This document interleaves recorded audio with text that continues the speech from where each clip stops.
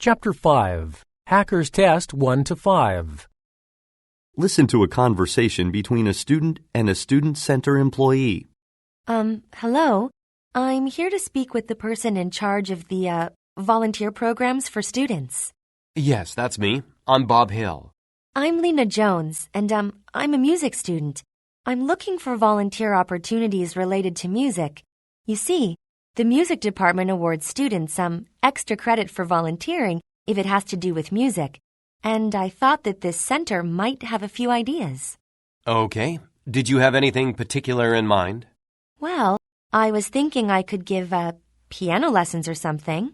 Let's see. Would you be interested in teaching children? Clearview Community Center is expanding its after-school program for middle school students, and it needs more instructors. That sounds perfect. Could you give me more details? Well, the main thing is you'd have to be able to commit to being there from, 3:30 to 5 p.m. on Tuesdays and Thursdays. Oh, did you say Tuesdays and Thursdays? That might be tricky. What's the problem? It's not ideal since I've got a class on Thursdays that runs from 4 to 6 p.m. I'm totally free on Tuesdays, though. I'm afraid instructors need to be available on both days. Maybe you should put it off until next semester then. I was hoping to get this extra credit as soon as possible. Right now, my course load is pretty manageable, but next semester, it's hard to say. I'll be in my 4th year, and my classes will probably be more demanding. I'm not sure if I will have the time and, energy for volunteering. And won't they have found a piano instructor by then anyway? You never know. They've had trouble getting qualified instructors. I mean, a lot of people have expressed interest in teaching music, but very few of them have the skills required for the job. I don't know. I was really hoping to volunteer this semester. Well, there may be another opportunity that might interest you. Fairfield General Hospital is trying to organize some, music performances for charity. The goal is to raise money for the Children's Care Center. That could be really interesting. Also, I think the schedule is pretty flexible at this point. They haven't decided when to hold the performances, so you may be able to ask them to work around your classes. All right, I think I will ask them. How can I apply? You can just call and request to speak to the hospital's fundraising director. Let me see. Her name is, Molly Hines. She'll want to interview you first, and she'll probably ask you for a few work references. She'll want to hear you play as well. You should prepare some pieces of music to perform for her. Okay, I'll do that. Before you go, you may also want to let the other students in your program know about these opportunities, both at the community center and the, hospital. I'm actually meeting my study group later today. At least a handful of them would be interested. I mean, if practicing for our upcoming concert isn't taking up too much of their time. In any case, I'll let them know. Excellent. And I hope things go well with your application. I do too. Thanks again for your help. Now get ready to answer the questions. You may use your notes to help you answer. 1. Why does the student visit the student center?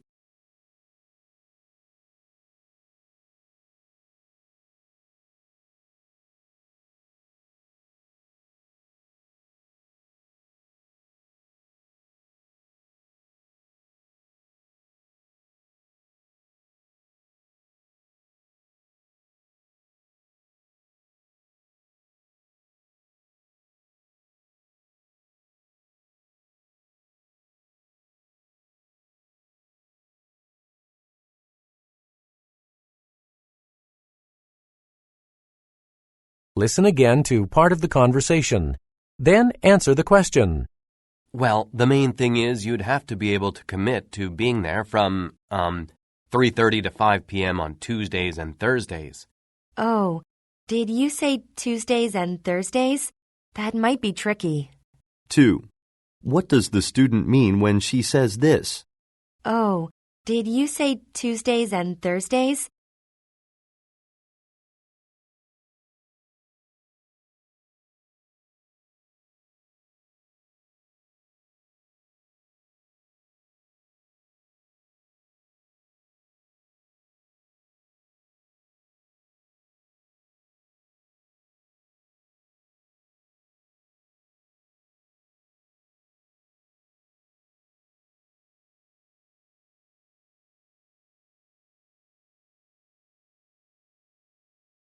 3. Why is the student unwilling to volunteer at Clearview Community Center next semester?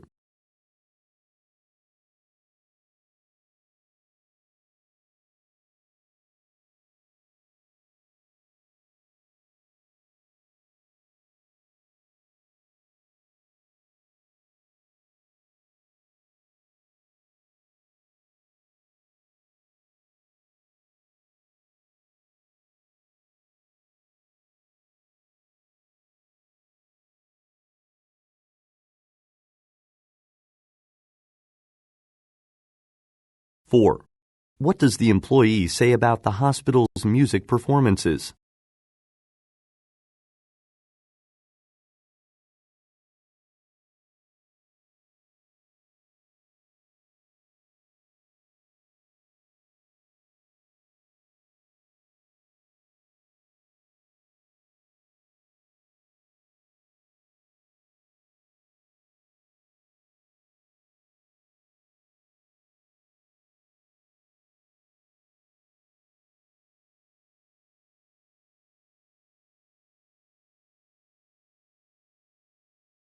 Five. Why does the student mention her study group?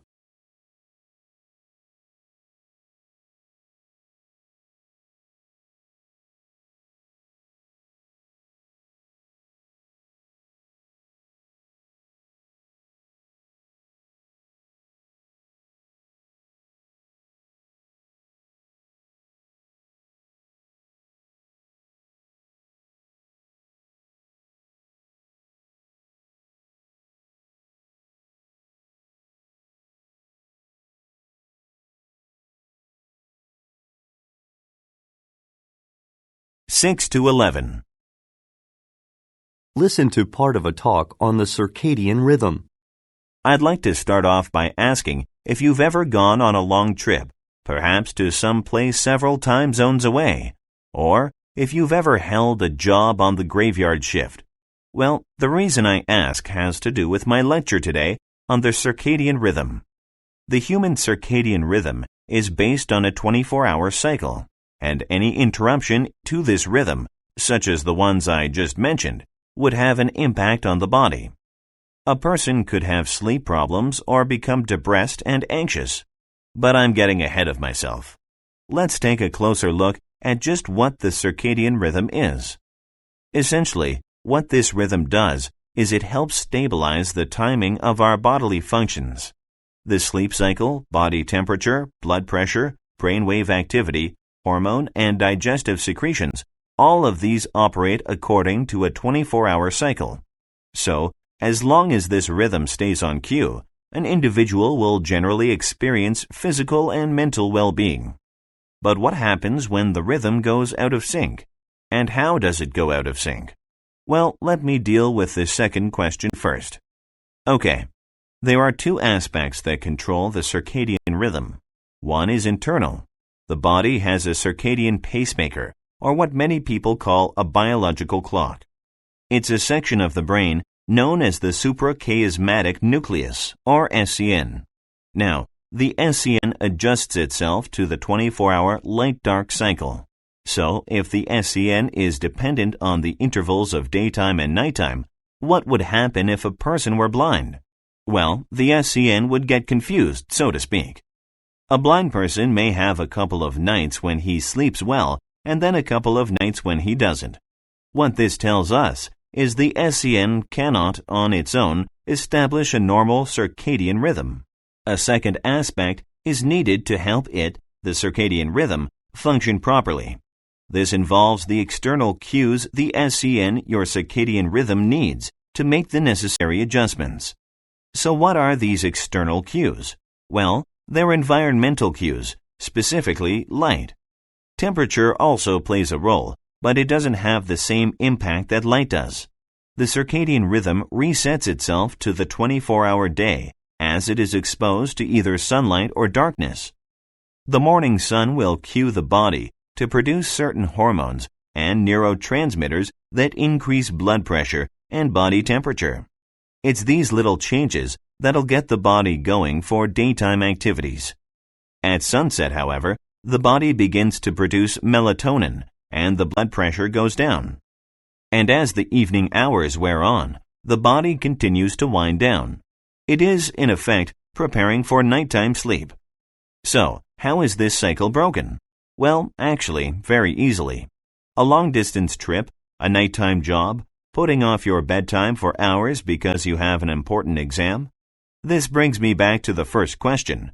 What happens when the cycle goes out of sync? Well, if you continue to subject your body to a routine that goes against your body clock, it will simply go out of balance. It will begin to produce chemicals and hormones in the wrong quantities and at the wrong time. Your mood and sleep problems will get worse. Those who work on the night shift are prone to physical and mental abnormalities. Our world today depends on round-the-clock workers, especially in the fields of medicine, agriculture, transportation, heavy manufacturing, and the service industries. This translates to millions of people with circadian rhythm-related health problems. So, medical people have come to see the importance of the circadian rhythm where health is concerned. Now get ready to answer the questions. You may use your notes to help you answer. 6. What does the professor mainly discuss?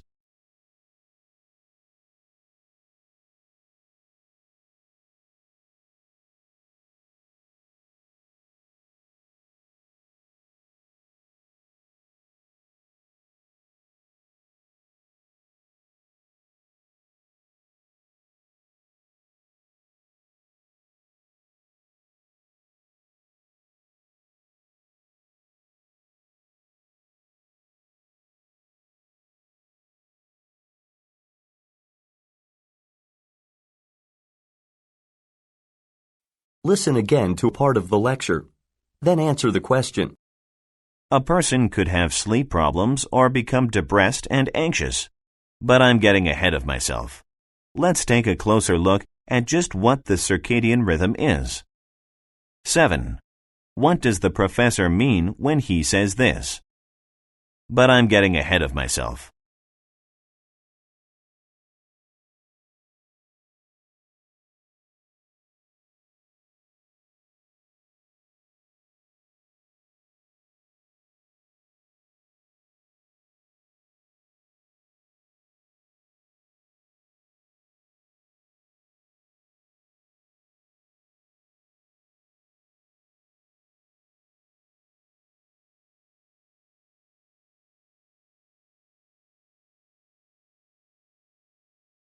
Eight.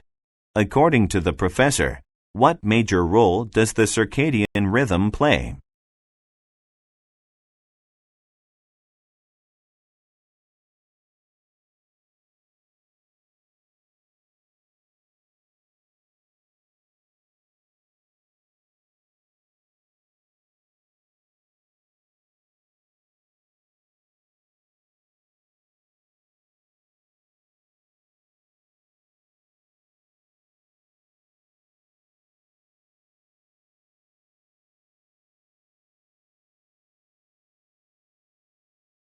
Nine. Why does the professor discuss a blind person?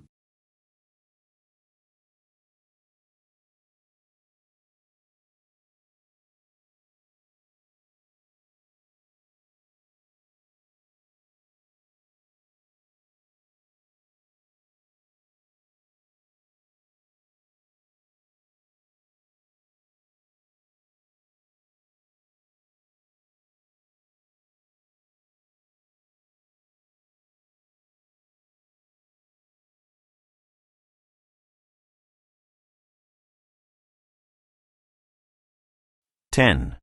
According to the professor, what are two ways the circadian rhythm can be disrupted?